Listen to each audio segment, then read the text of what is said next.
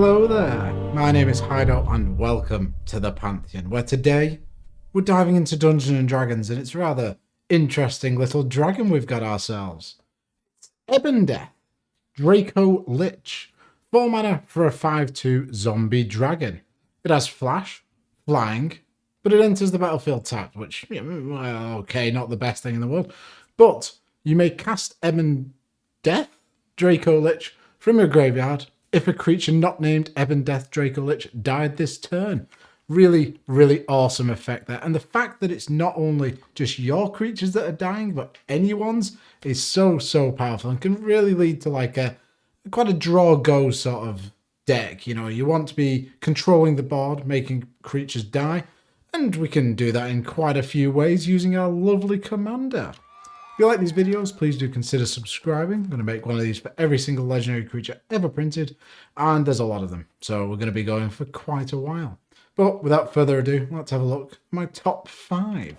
And in at number 5, we've got Sir Conrad the Grim. 5 mana for a 5/4 human knight. Whenever another creature dies, or a creature card is put into a graveyard from anywhere other than the battlefield, or a creature card leaves your graveyard, Sir Conrad deals 1 damage to each opponent. And you can pay 2, each player mills a card. So this is all about, you know, we're going to be wanting to sacrifice our commander a lot, sacrifice other creatures, and we want to take advantage of it. And Sir Conrad, not only when we sacrifice our commander, but when it comes back from the graveyard into play. Really, really awesome, and just works absolutely fantastically in the deck. To go along with it, we've got Blood Artist, 2 mana for a 0/1. Whenever it or another creature dies, target player loses 1 life and you gain 1 life.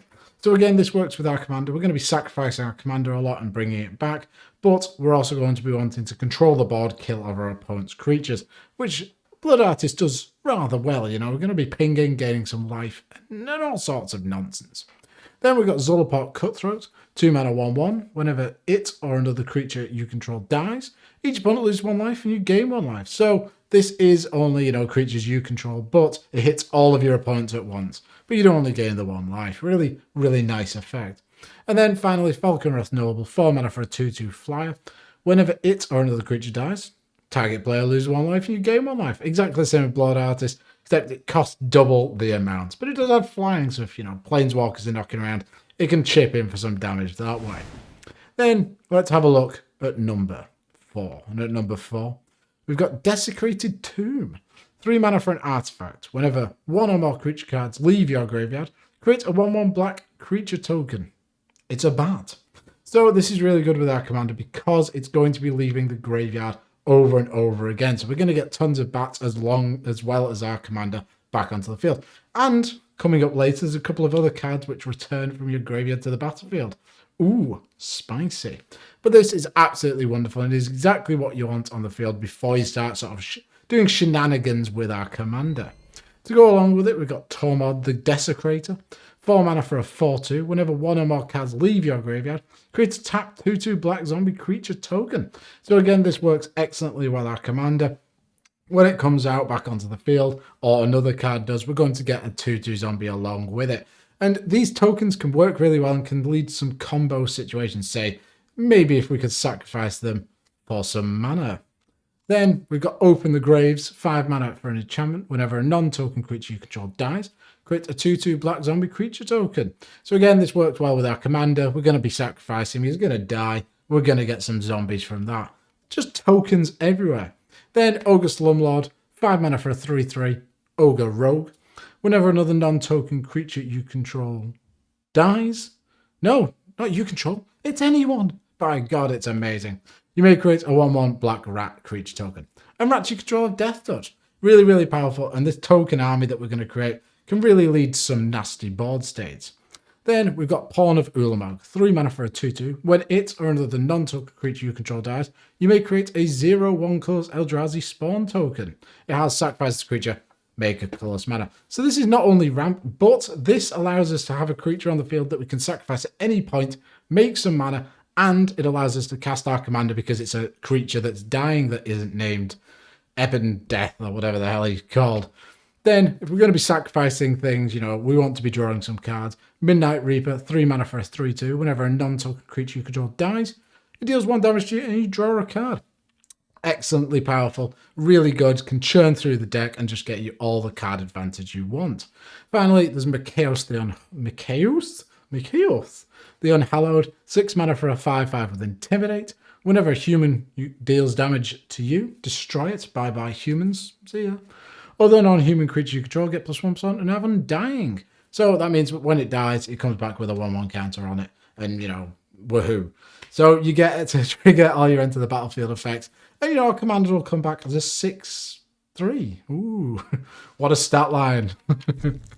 But that brings me on to number 3. And at number 3, we've got Urza's Incubator. And this is really, really cool interaction. So our commander is a dragon. So when this comes in, we want to name dragon. And Urza's Incubator, creature spells of the chosen type cost 2 less to cast. So that means that our commander just costs double black to bring back onto the field. So say when he comes onto the field, he's making 2 tokens or, 1.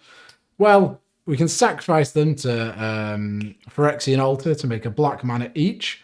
And then we can just keep casting it, storm off, do loads of gubbins. But this leads us into a sort of cool dragon deck that we could take this down.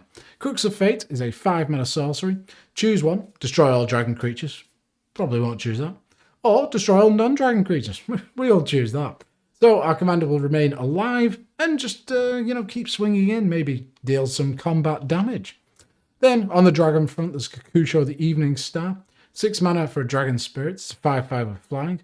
When it dies, each opponent loses 5 life. You gain life equal to life lost this way. Excellent on death effect. And, you want to run a couple of reanimate spells in here. And this is a wonderful target for any sort of reanimate spell. And if we're going to sacrifice things, great trigger. Finally, Steel Hellkite, 6 mana for a dragon. Has flying, you pay 2 to give it +1/+0 until end of turn. You pay X, destroy each non-land permanent with mana value X, whose controller was dealt combat damage by Steel Hellkite this turn. Activate only once each turn.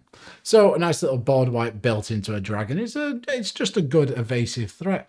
Really, really powerful. And, we can cast this for 4 mana with Urza's Incubator on the field. Woohoo! Special. Then Bontu's Monument, on the more sort of cost reduction side. Bontu's Monument is a 3 mana legendary artifact. Black creature spells you cast cost 1 less to cast, so make our commander cost 3, and all of our black creatures are going to be reduced as well. Whenever you cast a creature spell, each opponent loses 1 life and you gain 1 life. So if we're recasting our commander over and over again, we're going to be pinging everyone to death, gaining some life. Really, really nice bit of advantage. Then Herald's Horn, if we're going down the sort of dragon theme, or you could go down zombies as well, actually, because this is a zombie commander. 3 mana for an artifact. When it enters, choose a creature type. Creature spells that you cast of the chosen type cost 1 generic less to cast. Ooh. At the beginning of your upkeep, look at the top card of your library. If it's a creature of the chosen type, you may reveal it and put it into your hand. So really, really powerful if you've gone down the dragon sort of route. Then we've got Conduit of Ruin. 6 mana for an Eldrazi. When you cast it, you may search your library for a colourless creature card with converted mana cost 7 or greater, reveal it, shuffle your library and put that card on top of it. So that's just great if you're playing anything, any of the big Eldrazi's, Blightsteel Colossus maybe. This just fetches them up. And then the first creature spell you cast each turn costs 2 less to cast. Now, each turn is what I'm really interested in. Our commander has flash, so each turn we get at least a 2 mana reduction on our commander. We can just keep casting it in each of our opponent's turn. That is really, really quite cool. And it's an interesting use for this card because usually you don't take advantage of being able to cast things on each of your opponent's turn, but here we really can. Which brings me on to number 2. And at number 2, we've got Bladewing's Thrall. 4 mana for a 3/3 zombie. It has flying as long as you control a dragon. Wow, amazing. But when a dragon enters the battlefield, you may return Blackwing's Thrall from your graveyard to the battlefield. So, with our commander being a dragon, being able to cast it, bring it back, this is a wonderful card that we want to be sacrificing because each time we cast our commander, it's going to come back onto the field for free. So much value. It's just absolutely fantastic. And it's going to be a flyer. So we can do tons of things. It's like making a little token, except it's all on one card with nice art. To go along with this, a couple of other cards that come back. Boneyard Scourge, 4 mana for a 4/3 flying zombie dragon. When a dragon you control dies, while Boneyard Scourge is in your graveyard, you may pay 2 mana. If you do, return it from your graveyard to the battlefield. So another great card that we can rebuy with our commander being sacrificed, and just really sort of churn through the deck and get tons of advantage. Then a card that's infinitely worse in every way. Bone Dragon, 5 mana for a 5/4 with flying. It's a dragon skeleton though. Not sure why this thing isn't a skeleton, because the artwork on Ebondeath or Death or whatever the hell it's called is just a massive skeletal dragon. But this guy is a flyer. Yeah, you can pay 5 mana and exile 7 other cards from your graveyard. Return it from your graveyard to the battlefield tapped. So very, very similar. It's sort of the prototype for this card, but worse in every way.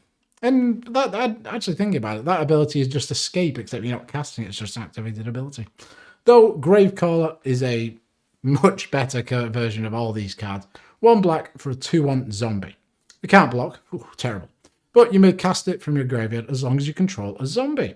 So fantastically, our commander is a zombie. So this can just keep getting sacked, cast it for 1 black, keep bringing it back. Absolutely amazing. Your storm counts through the roof. What another couple of cards that really can come back and work really well. Nether Traitor, double black for a spirit, has haste and shadow, which means it can only be blocked and blocked by creatures with shadow. Whenever another creature is put into your graveyard from the battlefield, you may pay a black.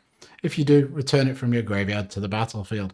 So a nice card that you can rebuy, and you know, it just leads to a lot of sacrifice shenanigans. It's fantastic. Then we've got Bloodghast. Bloodghast is a double black 2/1 vampire spirit. Can't block. We're not up for blocking in this deck. You know, our commander comes in tapped. Terrible. It has haste as long as an opponent has 10 or less life, and landfall whenever a land enters the battlefield under your control. You may return it from your graveyard to the battlefield. So really good for rebuying things. You know, keep sacrificing it, keep bringing it back with land drops. Value. Then finally, Woe Strider is a sacrifice outlet. I've talked a lot about sacrificing it, and this is a really cool card for the deck. 3 mana for a horror. Enters with a 0/1 goat. Ooh. And then you can sacrifice another creature to scry 1. Escape. 5 mana and exile 4 cards from your graveyard to cast it from your graveyard. And when it escapes, it comes in with 2/1 counters. So a sacrifice outlet that you can rebuy from the graveyard. Really, really nice. Wonderful bit of value. And now this next card, like my friend Dave, the other day, I was walking, you know, I went to his house and I walked in and he was just stood there eating an onion, just raw. And if that's where humanity's going, I don't want to be part of. But this card, at number 1, Attrition, it just reminds me of him. So, 3 mana for an enchantment. Pay a black, sacrifice a creature. Destroy target non-black creature. So why is this so good in the deck? Well, we can sacrifice our commander. That's going to destroy him, go to the graveyard. And then we can destroy a non-black creature, which is the other creature that we need. You know, Ebondeath, you know, he only cares about other creatures dying. And then we can cast him again. So potentially, if we've got a couple of cost reduction things, we can just control the board with this single card. It's absolutely fantastic.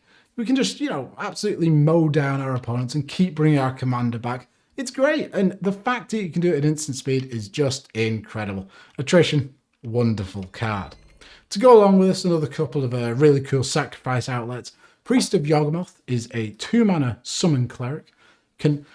Oh god. God, this is old. It's a 1/2. You can tap it. Add an amount of black mana equals target artifact casting cost to your mana pool. Oh, you can't. Oh, I've misread the card completely. Ignore this one. I mean, I thought you could set your commander to it, but the Disciple of Bolas, 4 mana for a 2/1 human wizard. When it enters the battlefield, sacrifice another creature. You gain X life and draw X cards, where X is that creature's power. So this is really good. Our commander is a 5/2, so this is going to net us 5 cards at least. And then if we can maybe reanimate it or bounce it back to our hand to recast it, we can draw a ton of more cards. Sacrifice is a great interrupt, or instant as we now call them. 1 black, sacrifice one of your creatures. This one does sacrifice creatures to add to your mana pool a number of black mana equal to that creature's casting cost. So for 1 black, we're going to ramp us by 4 if we're sacrificing our commander. And then we can use the 4 to recast it. I don't know. Potentially, there could be some really cool plays with this. You know, you can get a ton of value. And look at this artwork. Absolutely horrendous. That sort of in the background, the red sort of swirls, absolutely atrocious. But another cool sort of interaction with this deck is Endrick Sar, Master Breeder. 5 mana for a 2/2. Whenever you cast a creature spell, put X 1/1 black thrall creature tokens onto the battlefield, where X is that spell's converted mana cost. When you control 7 or more thralls, sacrifice the Breeder. But the cool thing with this is if you have Phyrexian Altar on the field, which is a 3 mana artifact, you sacrifice a creature, add 1 mana of any colour.